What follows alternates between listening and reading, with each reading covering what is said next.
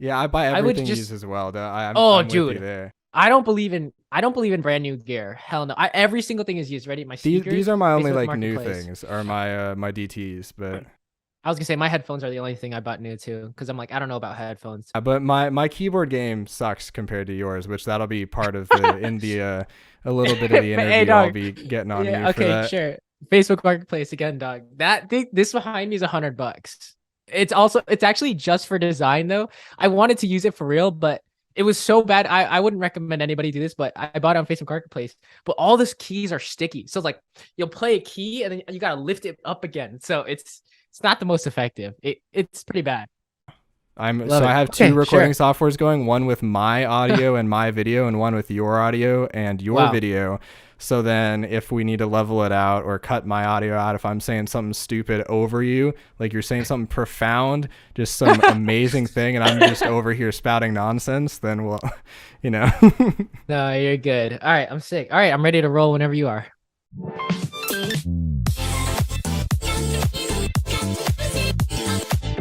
So the general idea for this was a podcast idea I've sort of had since freshman year of college, because I went through 4 years of college. And it was sort of called, I think the running title is Inspiration Expedition.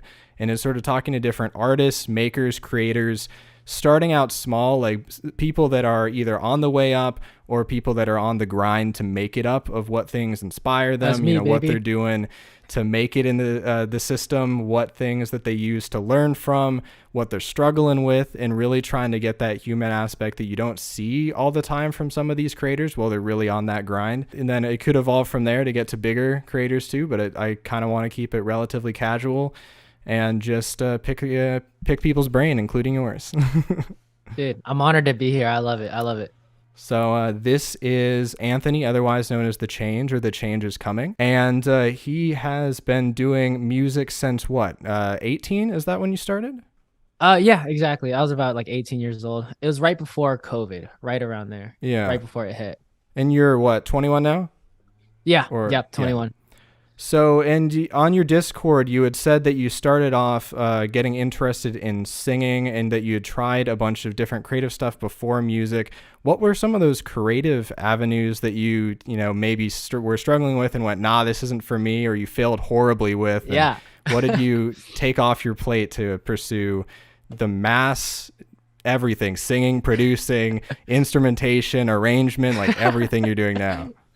Yeah, that's a great question. Man, dude, I've tried so much. Probably when I was about 15, I started trying out a bunch of different things. So I started out with business. My goal was like I wanted to make a lot of money, like to Yeah. help out my family. That was kind of like the main goal. And so I was figuring out, okay, best way to make money is business. Let's try every single business possible, dude. I tried every business you can imagine. It was like drop shipping. I remember Yeah. going Facebook Marketplace. I was buying and selling phones from these sketchy people, dude. It was so bad. Like I was just scrolling through my phone the other day and I found all of these old ads that I would do in the thumbnails that would catch them. It's just like people holding iPhones and then money just laid around it. It's like got all of these off Google Images. I'm not even Yeah. kidding. It was so sketchy. I would meet them in Starbucks and it'd be Yeah.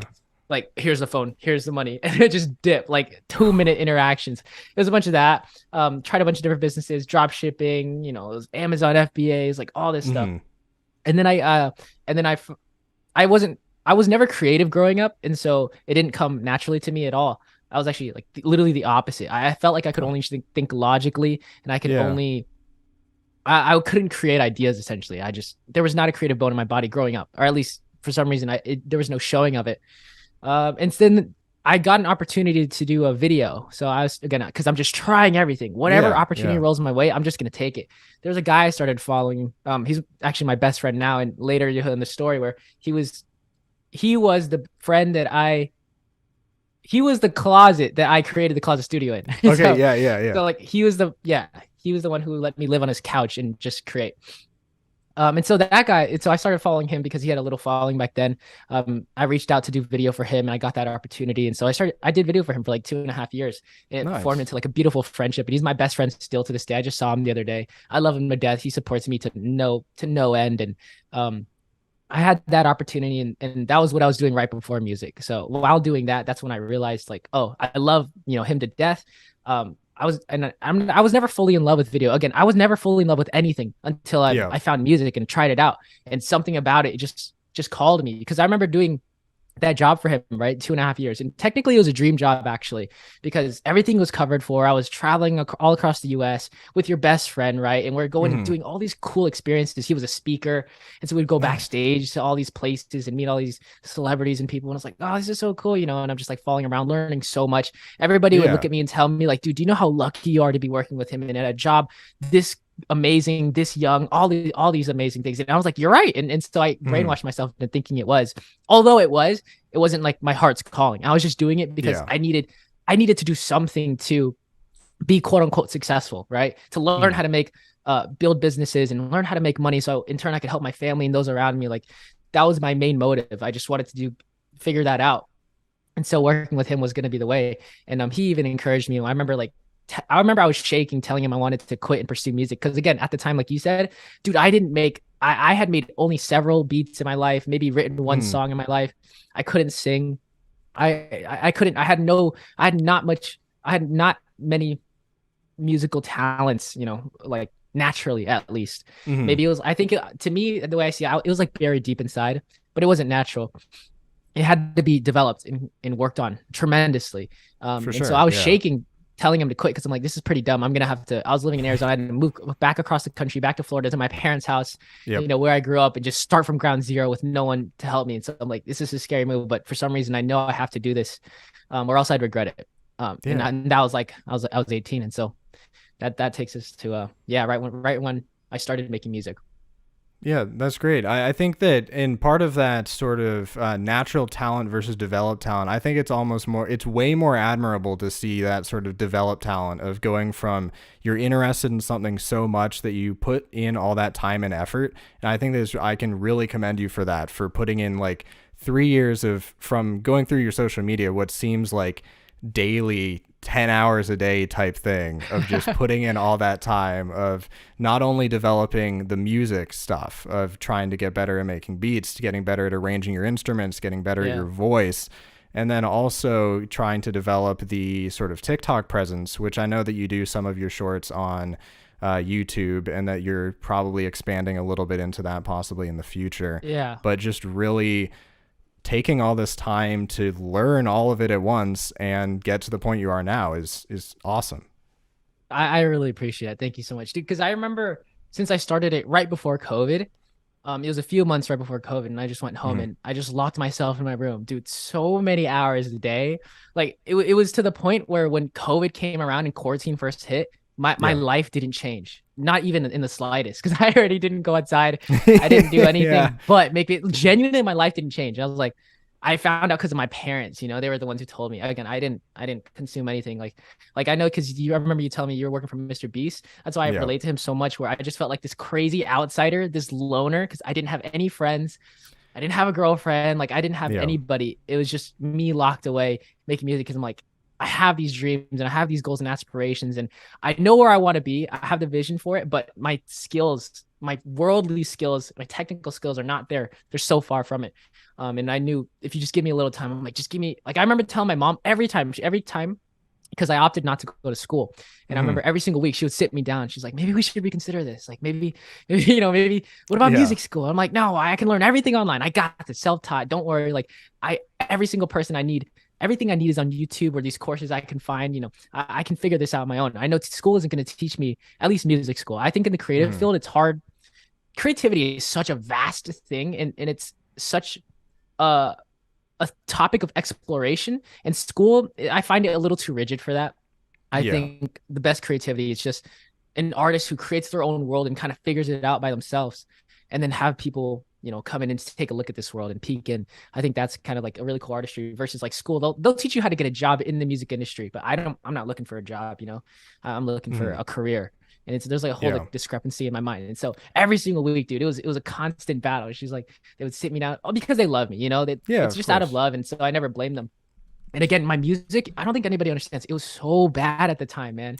Like, again, I couldn't sing. So I actually, for some reason, okay, I will say the only random natural talent I had, weirdly enough, was rapping. So that's why Okay. there's a lot of raps in my songs, because Yeah. for some reason, I remember one day I just tried write. I couldn't write a song and I couldn't sing a song because my voice was genuinely that bad. It was horrendous to listen back to. And so for some reason I wrote like a rap real quick. And then for some reason I had natural flow. And I was like, wait a sec. Well, since when could I rap? Like this is so weird. And so for the first 6 months of my music career, I actually only rapped. That's it. It was pure Yeah. rap. And then after Yeah. rapping for like 6 months, that's when, making my own beats and then rapping. That's when I threw like a hook at the end. I'm like, maybe I can start teaching myself how to sing. And I just started practicing that too. But it was like slowly developed along. But yeah, I didn't have a voice at all. Yeah, that reminds me a lot of sort of the story that Ed Sheeran told. I forget which one of the Yeah. talk shows it was Dude, on. I think it was one of that the European talk shows. dude, that funny you bring that up.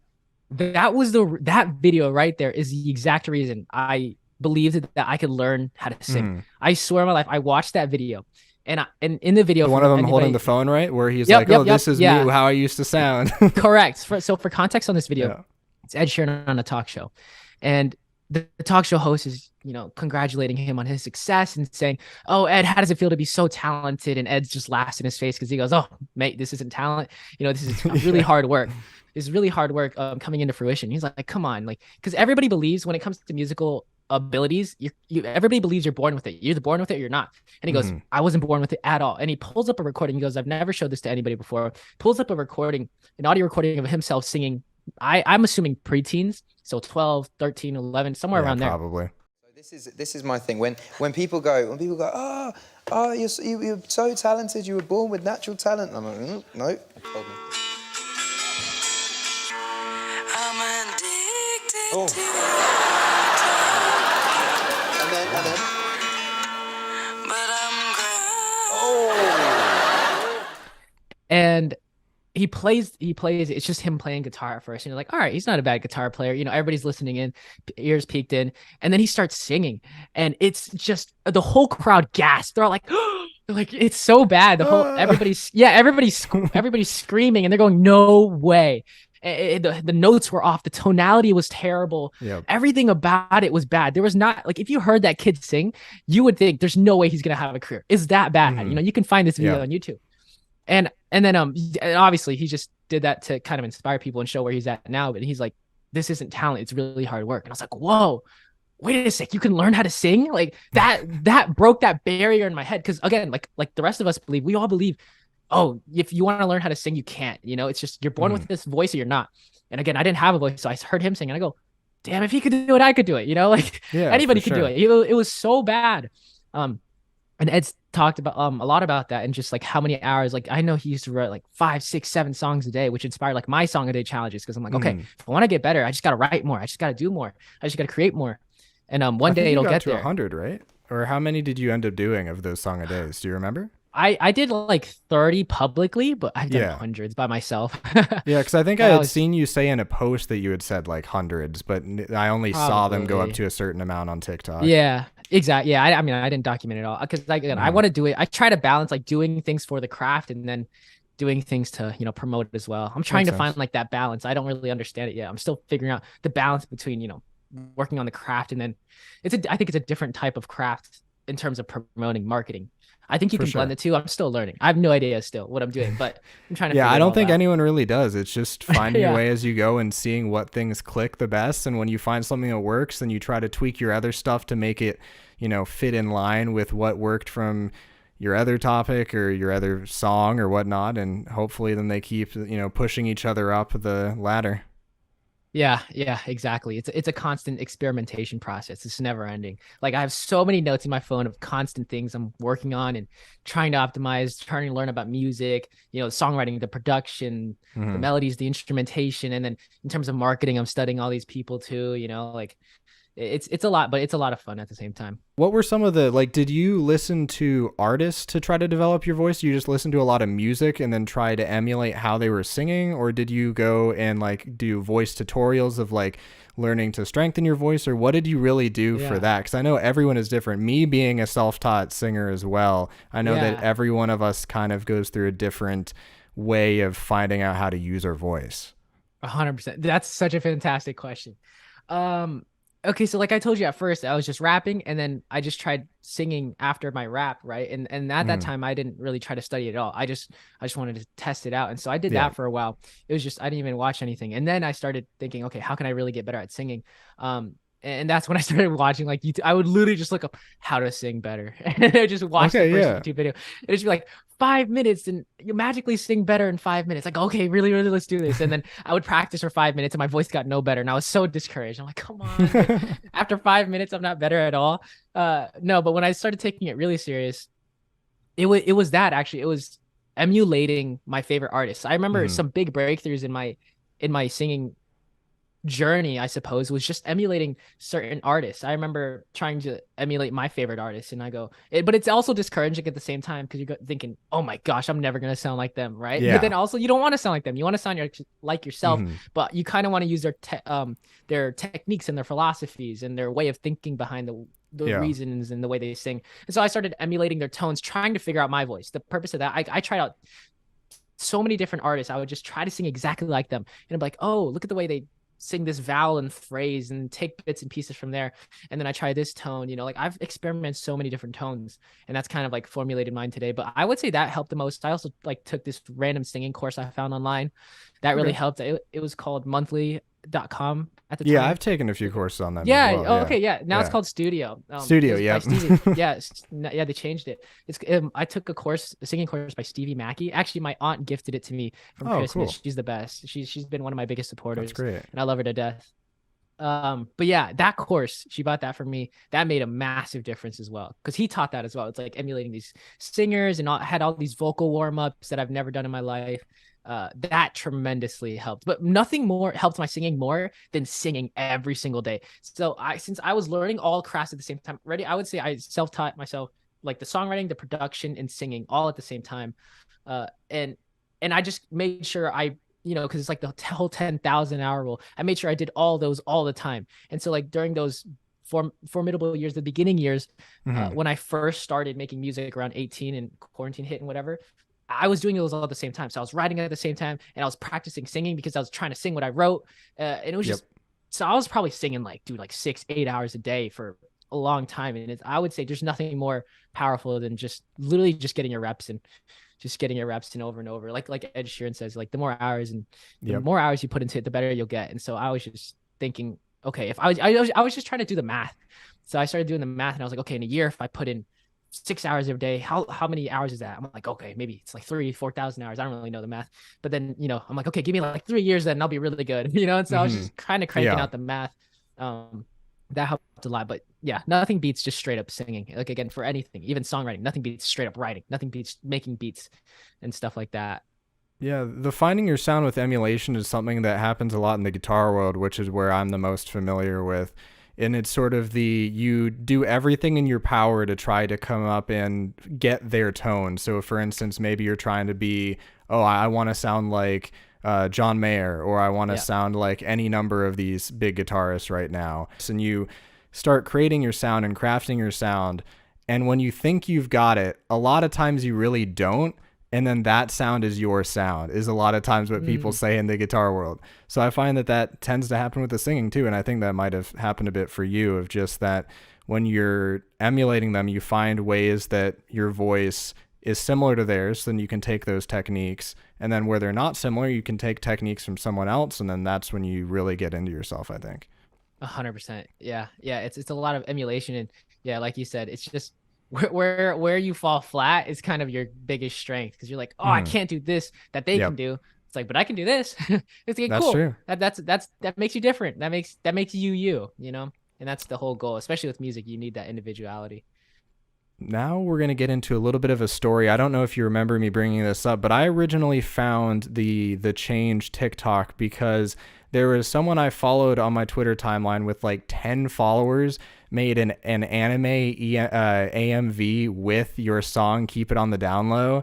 And I think, I don't remember what game it was, but it was like a 30-second thing using the song. And I was like, what is this song? What is this song? I spent so long looking for it. I think it took me like 4 or 5 days to find it. But then I ended up finding it on TikTok, and I was like, and I found it on Spotify, and at the time it was only in quotes, because it's still a lot for what you were at the time, 30,000 listens or something on Spotify. And I was like, there's no freaking way that this thing's at 30,000. And I had this thought in my head, because as we talked a little bit in the pre-show before really getting into it, since I do a lot of YouTube analysis and I like analyzing how different marketing tactics work, I was thinking, this seems a lot like what Lil Nas X was doing. Maybe this is going to blow up. Because I was thinking, I saw you doing a lot of these things that I never saw Lil Nas X's process, but I had heard that he had multiple TikTok accounts where he promoted his music and did videos, not the same, but that same sort of using your songs to create scenarios to get other people to relate with. And I was like, I think these have a good chance of doing well. And then I sort of fell off the grid for a few months with school and other things. And I come back and I'm like, wow, 300,000 listeners now per month. That's crazy. Like I was thinking it was going to work out. And then it did. And I'm glad that song has so many more listens from what it was in early January at 30K to now at almost 1.8 million is just. I didn't even know the latest stat. That's actually nuts. Wow, that is so crazy. You found it early, and especially that whole story of how it was on a Twitter account from 10 followers. Social media blows my mind. Like, I'm still trying to wrap my head around it and try to figure it out.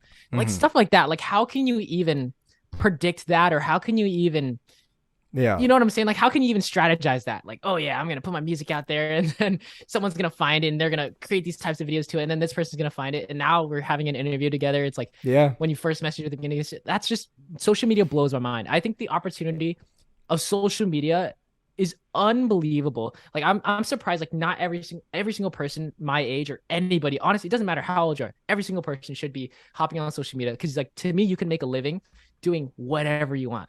You can make a living doing what you love. And I think that's never been able to be done before besides social media. Like, I could never have gotten my music out there before social media. And it's just, I'm so grateful for it. I think it's one of the best things. Yeah. I think it's one of the best and worst things. Social media is awesome.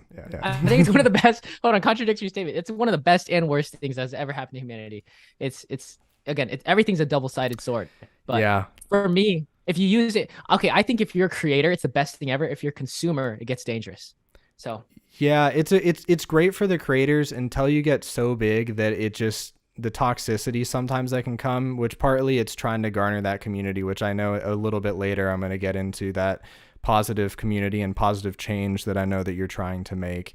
But yeah, it really depends on the community. And then just in general, you're always going to have the people that are out there hating for whatever reason or another. And the bigger you get, the more of that you just have to ignore and go, well, look at all these other awesome people that are out here supporting me. So yeah, 100%. It's the second you post on social media, you're opening yourself up to both sides, you know, good and bad. But again, that's kind of life. Life is always both. So let's look at some stats here. I pulled up your Instagram and your Spotify stats. I don't know if you remember them from your milestones too much, but you had hit your first 100K monthly listeners in April. On April 23rd was when you documented it.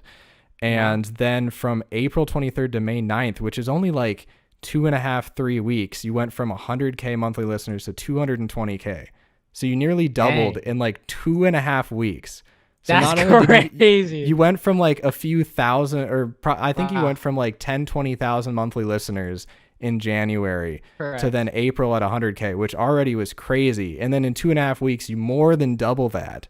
And then since then, I think you're sitting at around like 300 and something thousand monthly listeners now, which is, again, that's September. And it's either way, those numbers are amazing. And the really funny thing with that is some of your songs and your monthly listeners are more than some like famous artists from like the 70s that I still listen to. So you're like outperforming them on Spotify. And it's just crazy how the streaming numbers work nowadays. And I was like, no, this is going somewhere. It really is.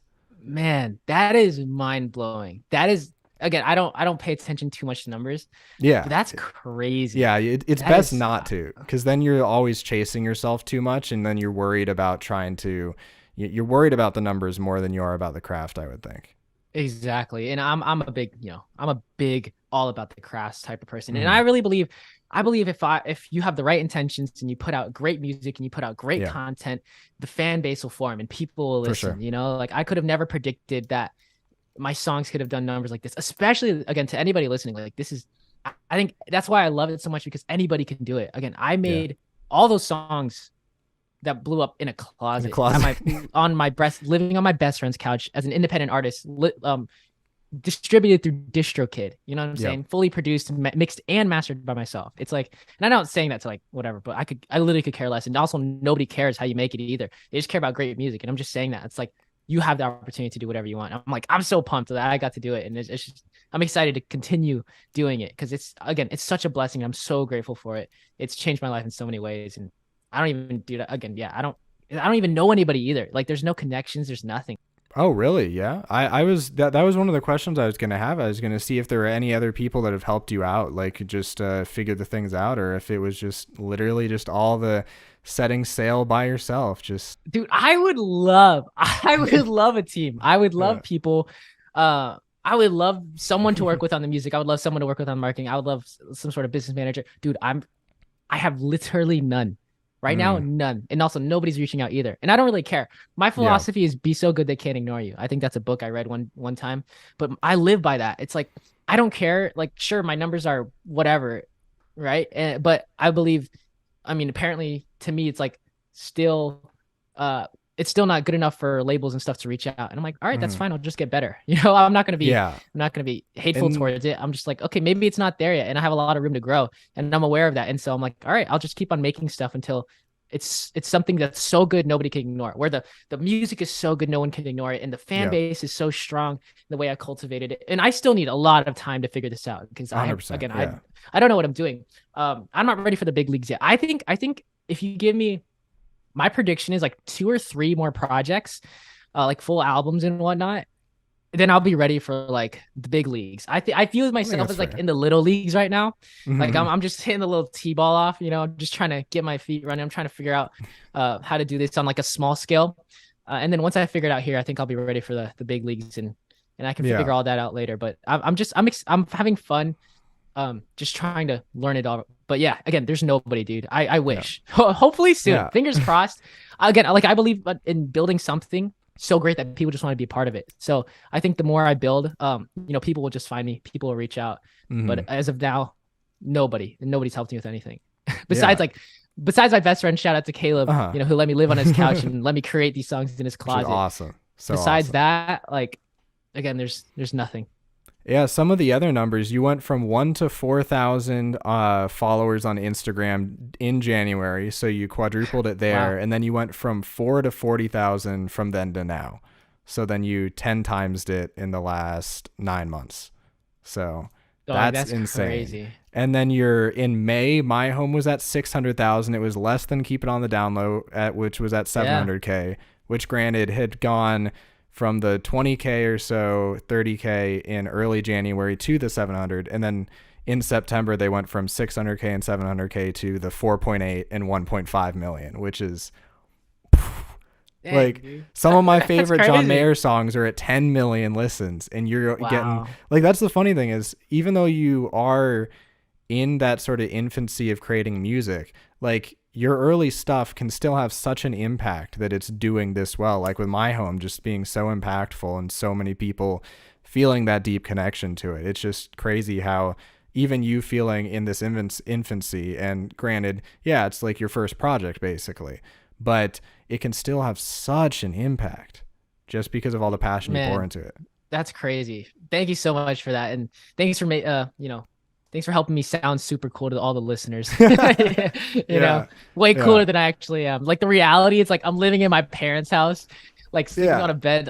It's to my left right here. Like it's on the ground. My mom's so pissed at me that I don't have room for a bed frame. And I'm like, nah, mom, it's perfect. I need all the room for these instruments, But I appreciate that a lot. It's a wild ride. Trust me, I'm in the same boat. Despite this pallet wood, because this is pallet wood, by the way. Despite this pallet wood wall, wow. I'm in my parents as well. So don't Yeah, don't worry dude, let's too go. Yeah, so yeah, Dude, yeah. saving on, dude, my philosophy, again, because I always told people, and I always told myself, I believed when you're in music, you have to do it for the music, and you have to do it because you love it, because you're not going to make much money from it. If ever you're going to make money from it. Oh my gosh. You know, it's like, it's one of the hardest careers out there. That's why my parents were so worried, and everybody around me. It's because, well, first off, again, I had no musical bone really. And so Yeah. it was a big gamble. But then on top of that, you just look at the stats straight up. There's 40,000 songs being released a day on Spotify. You know, there's millions of artists across the world trying to make a living off of it. And then you hear of all these stories that people never do it. And so it's so rare, and it's incredibly difficult. And so I'm just, again, and I always believe, like, you're gonna be rich as a musician, or you're gonna be poor, you know. Yeah. And so Yeah. and I'm living in that poor stage, and I also don't really care because I do it for the music. It's like, Yeah, for sure. again, I don't care. I don't crave it or want or desire lavish lifestyle.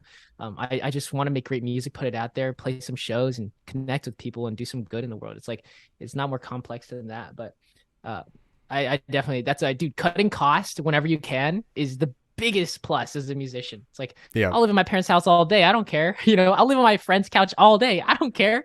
If I can make music and get by, like, I'm happy, and I can make music, like, I'm good to go. Yeah. And we were talking about that with the gear too, of being able to buy used gear and not shying away from that, you know, getting used mics. And as long as you do at least a little bit of due diligence to make sure that the mic is going to be a good one still used, but saving the money on equipment is certainly a good help dude, as well. everything I bought is secondhand. I bought everything in my room either from Facebook Marketplace, or I stole it from my friends. You know? Yeah. Like, that's it. Stole it from my friends, but I stole that piano behind me. There's a piano behind me from my brother. There's this piano I got for $100 off Facebook Marketplace. The keys are so sticky. I don't even use it anymore, because you play it and then it gets stuck, and you got to lift it up, and you got to keep going back. Terrible. I wouldn't recommend it. I would invest in something a little bit better. Hey Nord, you should sponsor and send one of the Nord Stage 3 pianos Anthony's way. One day, hopefully, dude. I'll made it, right, quote unquote, if I could afford one of those pianos. That's like, that is unreal how much those pianos are, but they're beautiful and they're amazing, and I love them. But again, the keyboard I made, the keyboard in front of me, it's like a launch key. Again, it was like $100, 150. Yep. The keyboard I had in the closet. So in the closet, I was very limited. I didn't even have a full size keyboard. It was literally this big, one of those 24 keys or whatever they're called. I don't like even know an how big it Alesis is. or something. Yeah, literally this big. Made the whole record on there. Made the whole EP, closet EP. Made my home. You know, made all that stuff like on a tiny little thing. I played strings on that thing, man. Everything. You don't you don't need anything. I think that's what's so exciting about access to all this stuff. It's really cheap. I think all you really need are great ideas and great songs and you know, great energy and great content. And I think it could go somewhere. But it's really cool that technology brought down the barrier of entry. You know, anybody with a good idea can just get it out there. Especially with TikTok and all these algorithms. If you put something good, like people will find you. You know, if you're really, as long as you're consistent. Oh, 100%. Consistency is so key. I think I posted for months before like any video on TikTok took off. Like again, just a couple hundred. Like, it was just my family watching, tons. Like I posted every single day too, dude. I didn't know what to do. I was just trying to figure it out, but. Did you have a certain time? Do you have a time nowadays that you prefer, or days of the week that seem to do better than other days of the week? Oh, dude, I have no idea. I wish I knew. I wish I knew. I just post every single day. That's it. Okay. I post every single day. Do you do multiple times, or do you just do one a day? I used to do multiple times, but right now I'm in like huge like album mode, and so I'm just posting one a day and just focusing on the artistry. But in my peak marketing times, then I'll do like 2 or 3 a day. But did you find any issues with that? Because I found that TikTok sometimes would almost like floor videos and make them do worse if you did like a bunch all at once. So is there some like time period that you'd space them out? Because I don't know if doing daily versus, let's say, doing 3 or 4 in a day, if there's some difference between it that you might have like off chance noticed. No direct stats or anything. Honestly, I'm not really sure. I've always just been a big proponent. Like, I do believe in the algorithm and whatnot, but I also believe it doesn't matter if you're putting up great content. You know, if you're putting up a piece of content, it's like this deserves 1 million views. When you just know it's the song is there, the content's there, you know, it's entertaining, the marketing's good, the hooks are great, and you put that up consistently, like it's gonna work, you know, regardless of algorithm and how many times you post a day. Because Like algorithm is audience.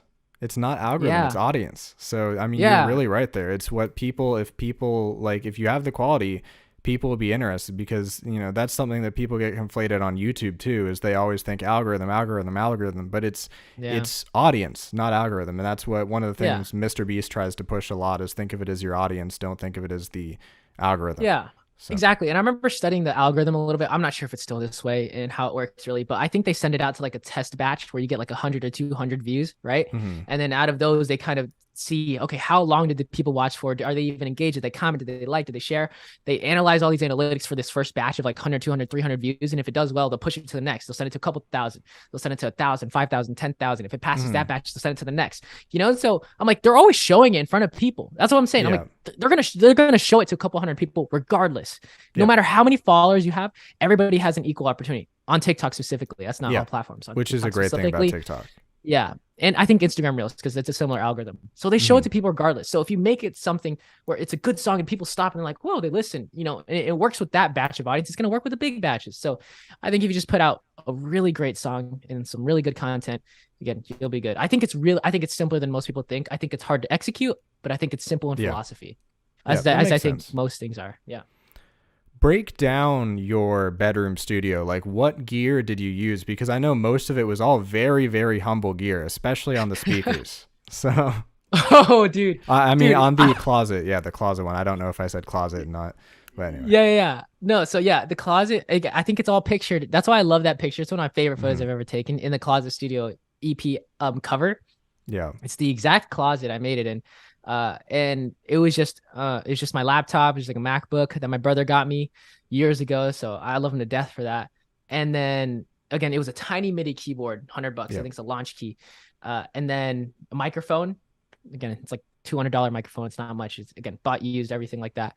And then what were the speakers? Dude, that might be I it. couldn't really tell. Oh, the speakers are okay. Here's my the speakers are hysterical. This is why. The speakers are Rockets. I got for $100. They were like cream colored though. I thought Rockets were there's like silver. It was a cheaper edition. It's because here's why nobody wanted this colorway, because it's like a silver. It's not the cool black and yellow. It's typical Rocket G5s or whatever. I don't even know what they're called. But here's the thing. I don't have a proper listening environment. So I purely played it. I purely had them just to show my friends the music. So, you know, that was it. Dude, I never checked a single mix on there. I never checked a single master. Dude, when I mixed and mastered my home, it was on my headphones, and I didn't check it on any other. I didn't check it on anywhere else. Not even in the car? No speakers. Dude, I had no car. Like your friends' cars, because I mean, there's the videos of you like showing them on TikTok and stuff. I wanted to put it out so fast, and they worked so much. I should have, in hindsight, I didn't even check the mix of my home in a car. That's embarrassing to say. Embarrassing to say. It turned out well. Thank God. I'm glad you say that.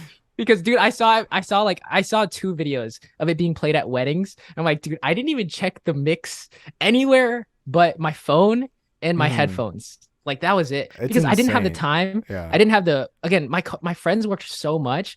They're workaholics and I love them to death. You know, they're so good at what they do. And I didn't even have time to check it there. They were always on the go, and I didn't have a car, and that was it. But I wish I did. But again, it's because my philosophy is I believe if you have a great song, it's so hard to screw it up. It's really hard. Even with a bad mix on a great song, it's still a great song. It doesn't take away from it. But you take a bad song, give it a great mix, it's still a bad song. And so I believe in song first. Like song overrides all of that. That's why, dude, I'm not a technical person. Like I've had conversations with some people that wanted me to produce for them and whatever. And they're like, so how much do you know about this audio stuff, the technicalities? I'm like, I'm not gonna lie, absolutely nothing. I have a vision in my head and I can get there. I'm pressing a bunch of buttons and turning a bunch of dials and knobs. I don't know what they do. Dude, I still don't know how a compressor works. It's embarrassing. I have no clue. Absolutely none. Dude, you couldn't even attack release. I have no idea, bro. Ratio, I don't even know what that is, man. I went to school for this and I don't remember half the time. But because there's too much to focus on when you're a small independent artist. There's so many things you can get overwhelmed by. So I just kept telling myself, if I make a great song, it doesn't matter. I've seen songs that on TikTok blow up from iPhone audio recorded on GarageBand. Amazing. You know, they sound great. And I'm like, dude, nothing can ruin a good song. Nothing can ruin a great song. And once I taught myself that and told myself that, dude, it lifted this huge weight off my shoulders because I was going, I'm gonna need 5 years minimum of technical audio experience to make it sound radio ready. All this stuff, and to be frankly honest, like nobody cares. No, I found out nobody cares how you make your music. Nobody cares if you have 10 writers on it, if you have one writer, if you produce it yourself, if you don't. You know what I'm saying? I purely do it for the craft and I love it. But nobody cares that I make it myself. And I'm sure like only the real fans care, but most people could care less. It's all about a great song. They don't care how you get there, you know?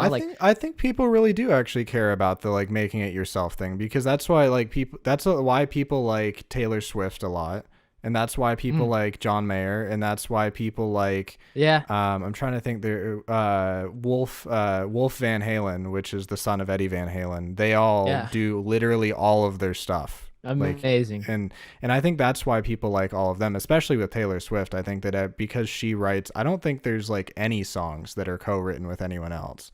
So I think, no, well, she's exceptional. I think I think it does make a difference, but in terms of like a broad normal audience, nobody's like thinking, how many writers are on this? Who produced this? You know what I'm saying? Like I ask all my cousins. I ask so many questions to everybody around me because I'm just trying to learn and see where their mind's at and see who they're listening to and whatnot.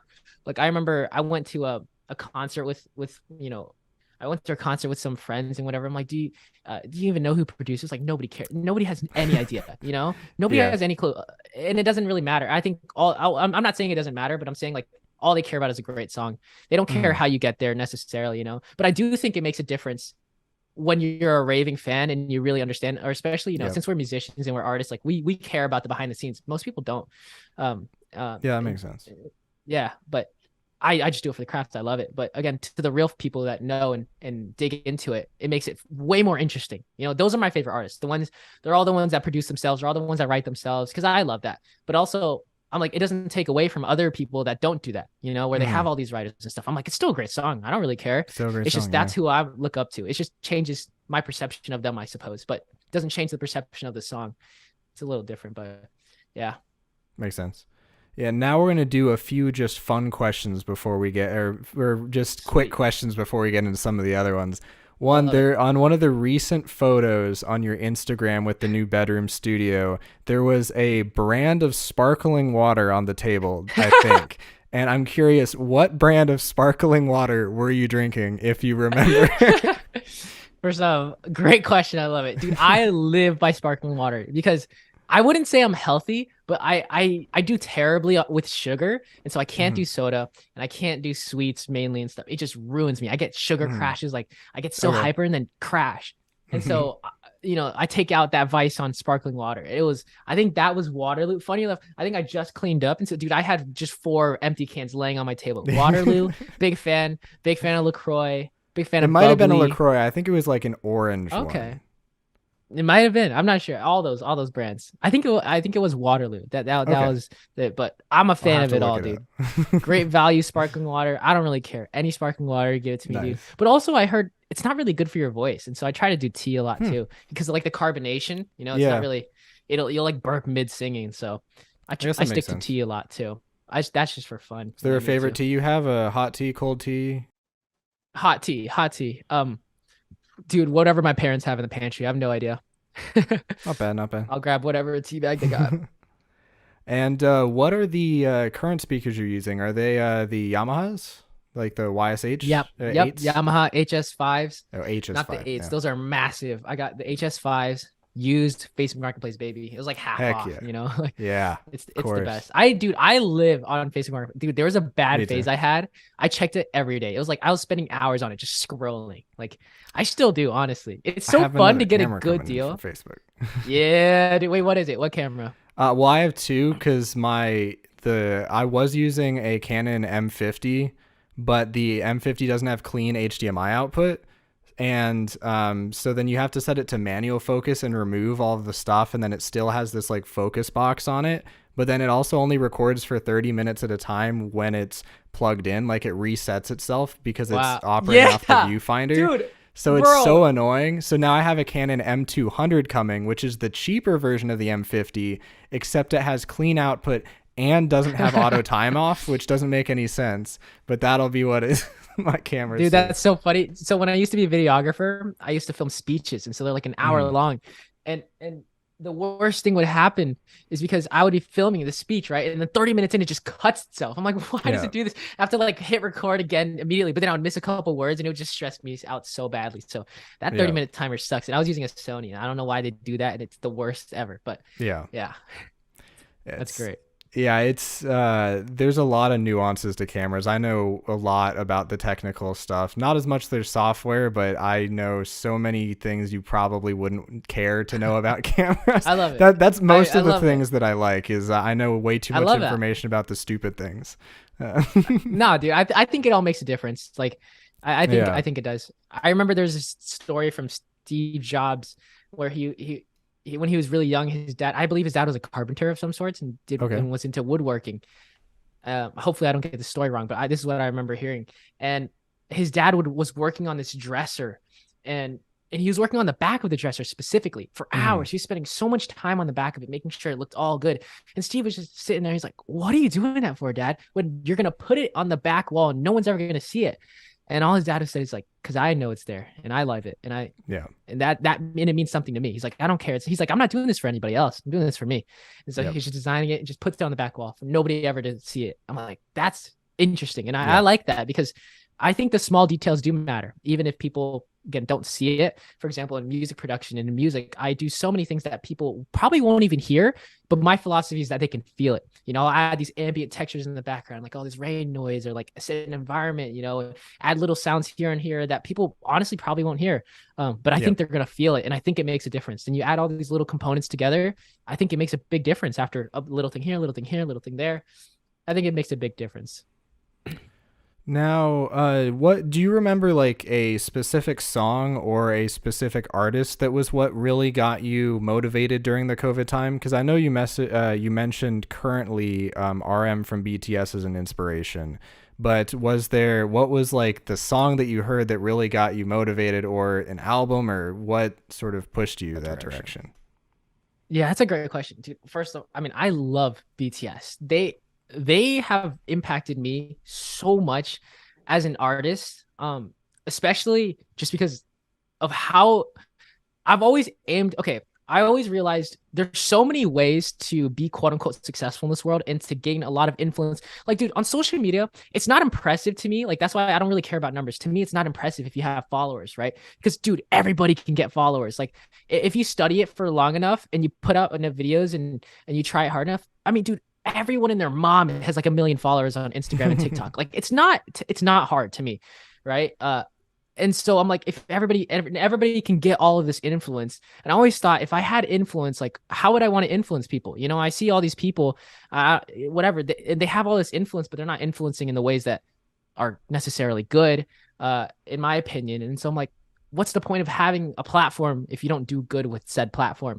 And so I've always wanted to do that. And so what I love about BTS is that not only are they massive, not only are they huge and have an unbelievable influence on culture, is that they push a great message. You know, they talk big on mental health and depression and anxiety and all these things that people experience. And I'm like, that to me is admirable. You know, like, I think it's easy to make a cheesy pop, a song, and have it be listened to. Dude, I could write 1 million of those back to back a day. Like, I could make 1 million other My Homes, right? But that doesn't interest me. You know, I want to make it if it feels authentic, if it feels real to me, if it feels honest, and if it feels true.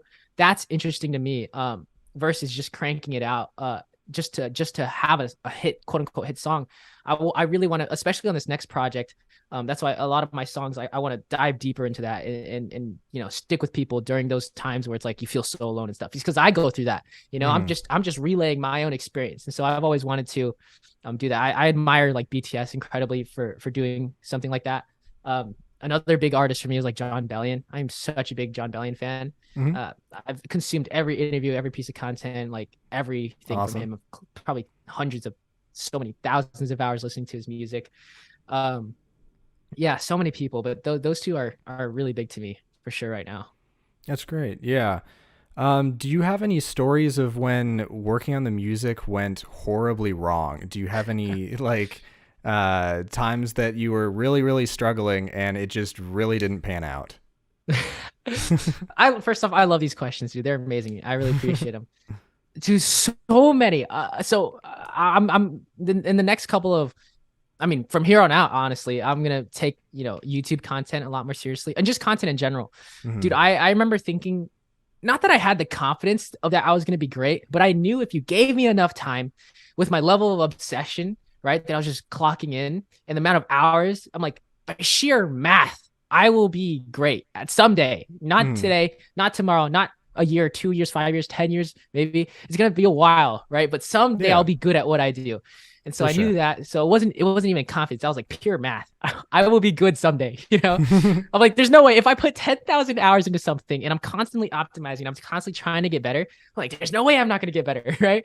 And so I remember filming these videos, dude, deep in the trenches, man. Oh, dude, I'm going to put them out someday. I have a lot of videos. I'm literally laying on my floor. I'm just like, am I ever gonna make it? And this is coming from like a real place too. I'm just like, dude, there's no chance. Like again, these are the times where I had no singing voice. My productions were terrible. My writing was awful. I didn't play my music for anybody for 2 years because I was maybe like a year. Well, it was a long time. I didn't play for my own family. My mom and dad never heard it. They could hear me like making music, but they always asked. I'm like, I'm not showing you nothing. Heck no. Like I'm not ready for that. Like, the only people that heard my music from the beginning was my brother, my best friend Caleb, and my aunt. Who's like a second mom to me. She's incredible, Cece. And besides that, I didn't show anyone, not even my own parents. Yeah. I was so deathly scared of it and it was also that bad. So yes, there are countless videos and times I'm literally laying on my floor, fetal position and everything. I'm like, dude, there's this road ahead is so big. It's so vast and it's so scary. And I might genuinely never even make it.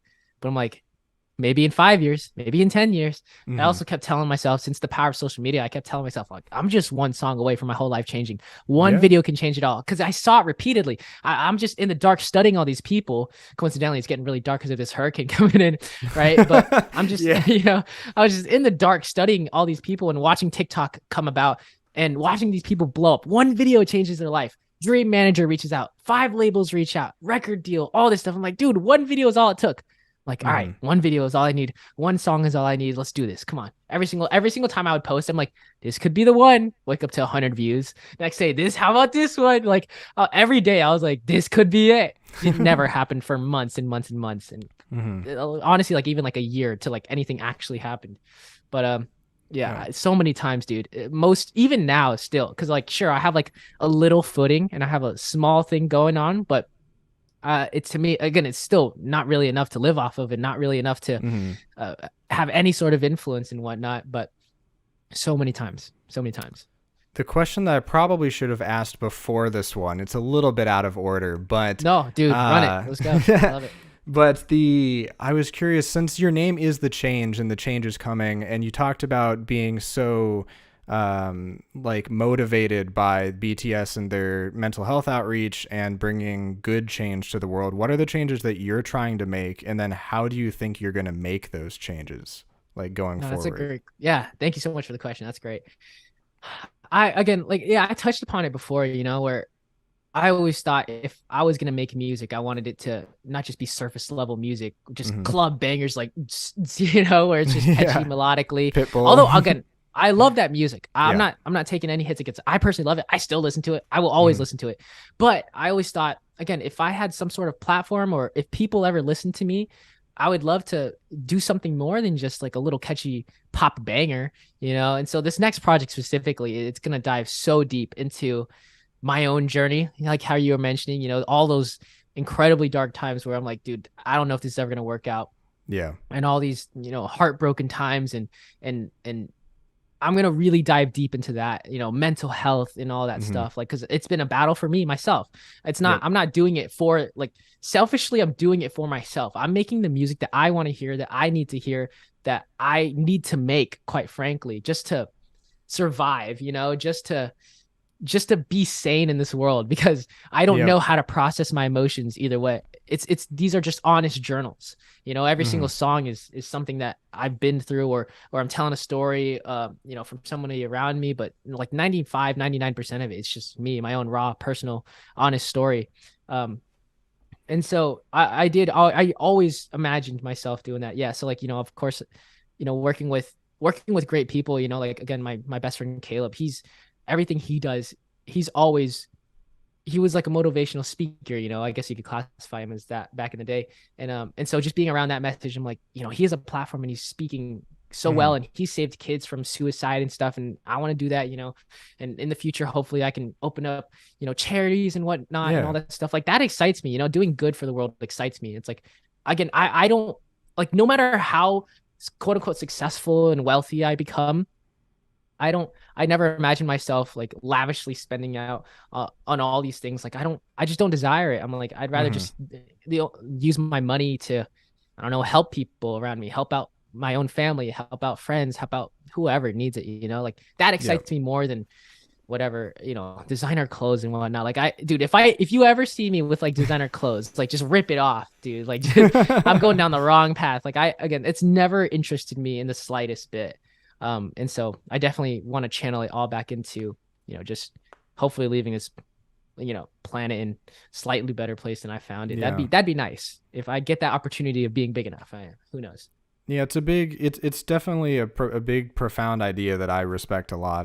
There's not a lot of artists out there that are, that's one of their main goals of trying to bring that good in the world, and it's difficult to do that as well. I think that there's a lot of artists that, yes, we got the lights going. Oh, I didn't even know those weren't on. I was like, why is it so dark in here? um, Yeah, keep going though. yeah, it's nice to see artists that see that as part of what they're trying to do, or they're making music that, because they're struggling, they're making stuff that makes them feel better. And a lot of times, I think when you're making things that help you feel better, that's when it really connects with someone. And I think a lot about Logic's song, his Suicide Hotline song. Now, he Yeah, gets so much exactly. flack for that song from a lot of people, which just really sucks that he gets the Yeah, flack that he does. But just making that song about feeling like you're in a bad place, feeling like you don't want to keep going, but then there's just something there that does keep you going. And that song helped so many people. I think that that's probably the most profound thing that a song can do for someone, I think, is a really hundred helping them keep percent. going. I remember seeing the stats on that song, and that song inspired me greatly too, Hmm. because I remember him listening to him in an interview and him saying people would walk up saying, dude, you saved my life. You have no Yeah. idea. And he goes, I wasn't even trying, before he wrote the song. And he goes, what happens if I actually try?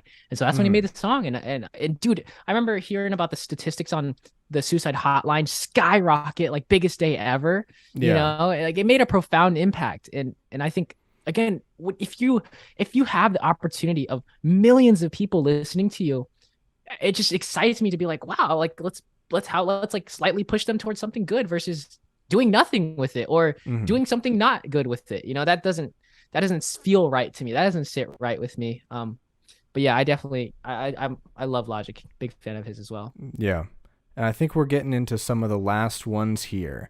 So, as someone that has the humble beginnings with inexpensive speakers, a pair of Audio Technica M50s, I assume they could be M40s, but I think they're M50s, Yeah, they're and make 50s. and making music essentially in a bookshelf in a closet, how would you rank your most important gear for spending money on for starting out making music? What parts are most important in that process? I love the way you phrased it. That's so funny. It pretty much was. It was, dude, there wasn't even room for a mouse. So I was Mhm. just, and no, and check this, not even room for your wrist Mhm. to rest on.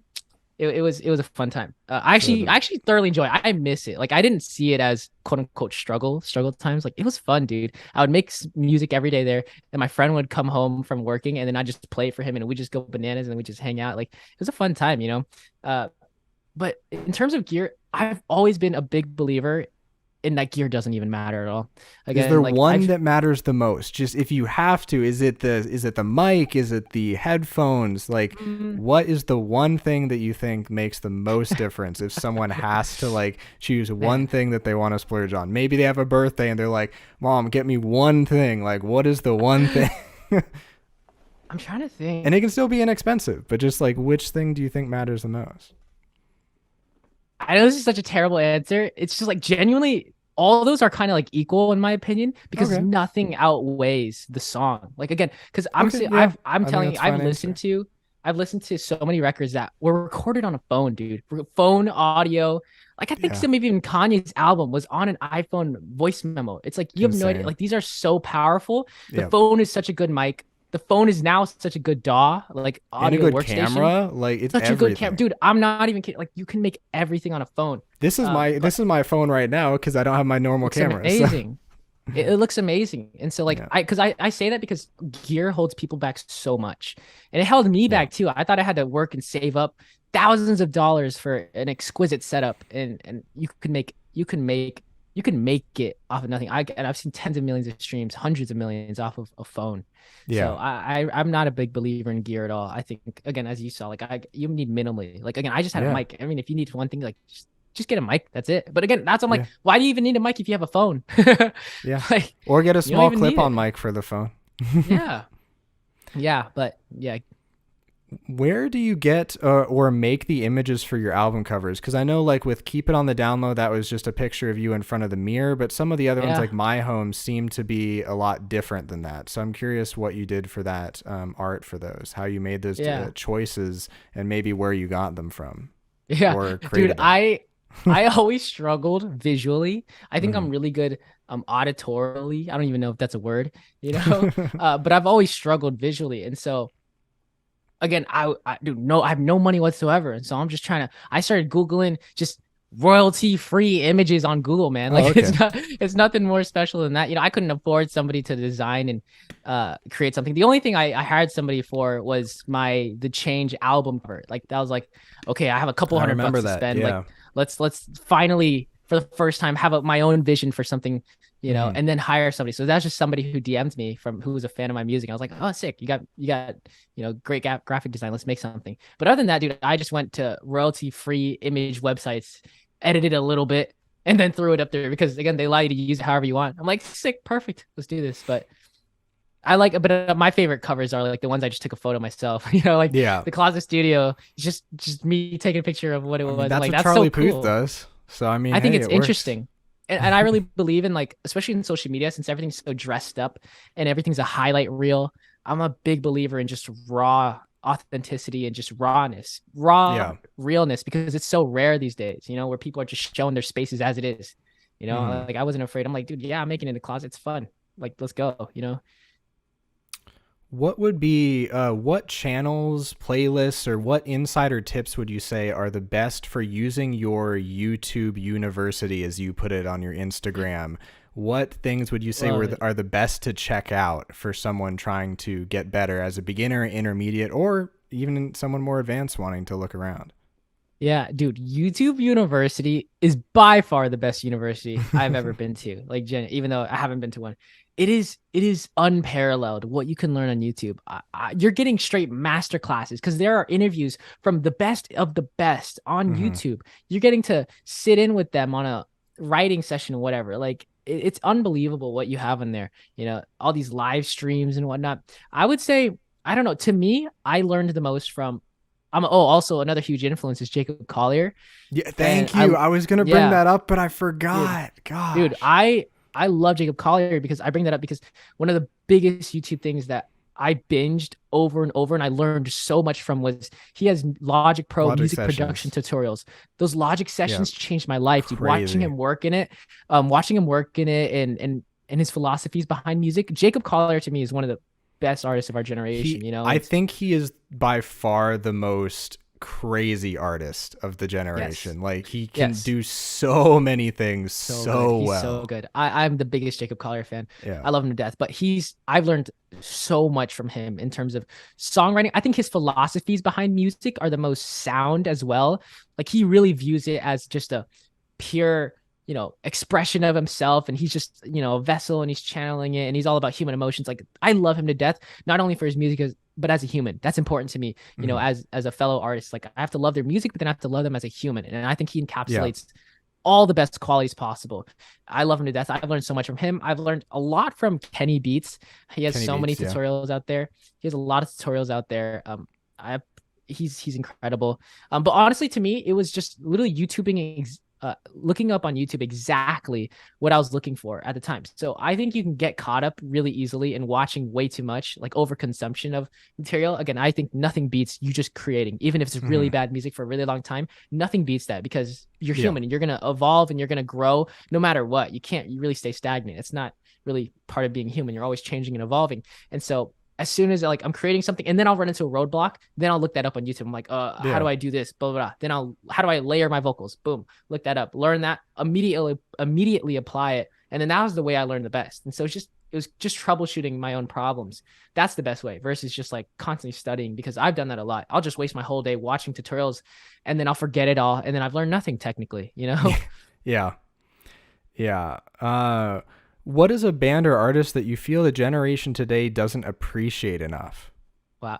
Jacob Collier, dude, Yeah. he is appreciated, but he's still all underground. He's like 1.5 million monthly listeners, which is like dirt compared to how good he is, in my opinion. Yeah. Like his biggest song is like 30 mil. I'm like, that's not right to me. You know, like it should be far bigger. I think he's grossly underrated. I think the only people that appreciate him are like other musicians and artists, but general public doesn't understand and they don't care. I think he's so very complex. underrated. He has so much to his music that makes it a little bit difficult for the casual listener. I mean, even like some of my favorite ones are like Moon River, which I think was on Jesse volume. I forget if that was which volume that was on, but just having like 30 layers. Moon River, than a mile. It's so sick. It just I amazing. think I love him so much. I saw him in concert when he came to Florida.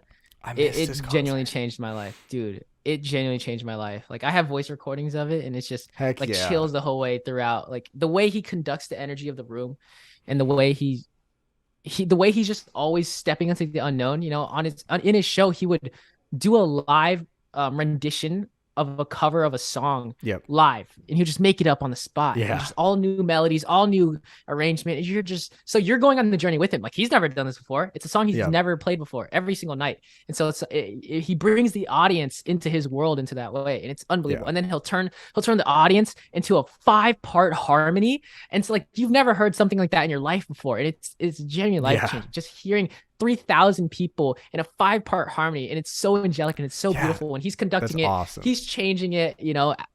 It's so good. I think he's still underrated. As a songwriter, producer, and musician, is there a certain feeling or connection that you get to other artists that's different than maybe a relationship with another person that you've had? Wow, that's a great question. I think so, because there are so many. The struggles of an artist are very particular to an artist. It's difficult for people to understand unless you are a fellow artist yourself. For example, I don't know, just every part about it, you know, the fact that you love it and then sometimes you just hate it. You know, there's some parts that are so tedious in the process of music making.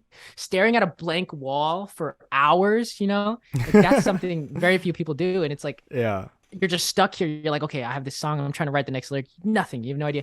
So many things like that. You know, again, the fact that you don't make it, quote unquote, and make money for years and years and years. Like it's a different type of struggle that most people go through. And also artists typically, since they feel more than the average human, there's just a reason why they make art and the reason why it comes out so good, but they feel so much greater, you know? And I feel like a lot of people don't understand me, and I can relate to like very few people, you know. That's why like my circle is so small. I don't have that many friends. I'm with you there. And also like this obsessiveness about music as well. I have like every time any friends or family ask me, it's like, what are you up to today? I'm like, music. It's the same answer every time. And it's like, it's boring to most people. It's like, oh, what are you doing? Music. It's boring to everybody. And I'm like, this is all I do every day. It's just like this level of obsession is like very few do it as well. And so like, you just feel like an outcast. You feel like an outsider. And you just lock yourself away and you just do this day in and day out. And you just pray to God it works. And so, yeah, it feels lonely a lot. You know, I wish I hung out with friends more and whatnot and all that, but then like and then also like the calling to art, where art just like calls you at random places at any time. It's like you're in the middle of a shower and you're not gonna do it. You gotta run out and capture it. And you just gotta work on it, you know. When it like just Yep. these random spurts. I don't know. There's so much to it where when you listen to another artist, you're like, oh, they get it, you know. Especially when you hear a good lyric or a good melody that just encapsulates how you feel. Like they understand you.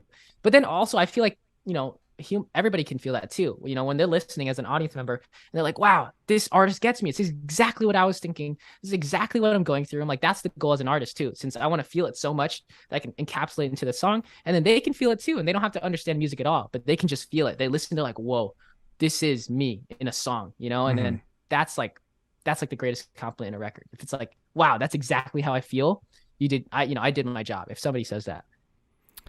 And now I think we're going to go with our final question here.